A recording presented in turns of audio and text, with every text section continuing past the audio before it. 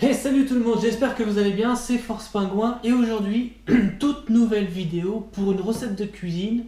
Et oui, parce que la toute nouvelle recette de cuisine aujourd'hui, ça va être gratin de chou-fleur à la sauce béchamel.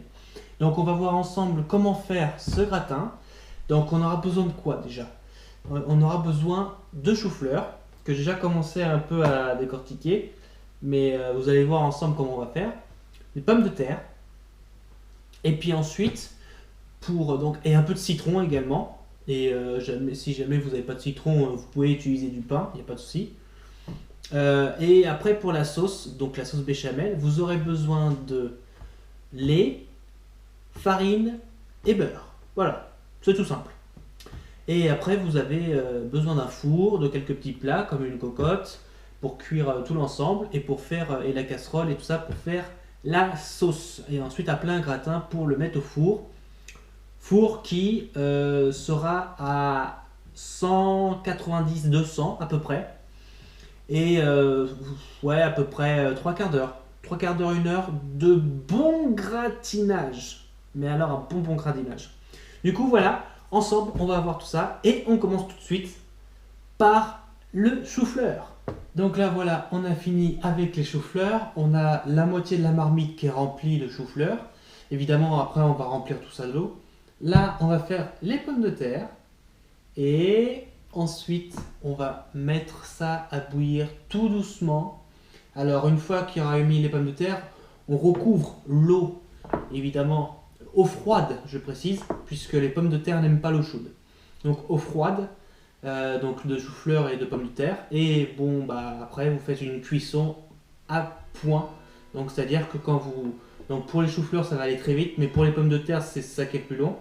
Donc vous devez planter le couteau et le couteau doit ressortir sans rien. Et même le pomme de terre doit se fissurer. Voilà, c'est comme ça que ça doit se faire. Et puis ensuite, on va passer au gratin. Mais là, ce sera l'épluchage. Donc ensuite, on va venir ici mettre de l'eau dans la cocotte. Donc cocotte qui est remplie de pommes de terre et de chou-fleur. Eau froide, évidemment, le mouillement. Et...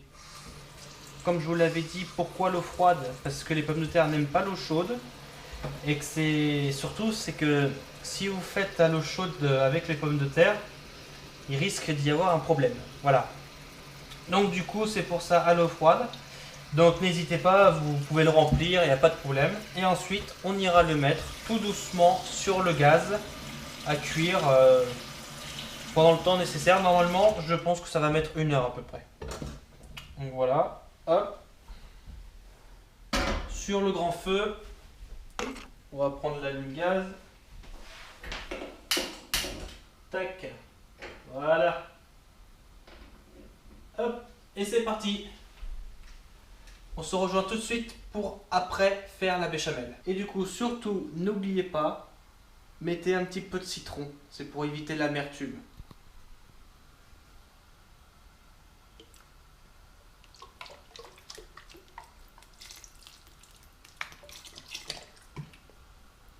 Et voilà!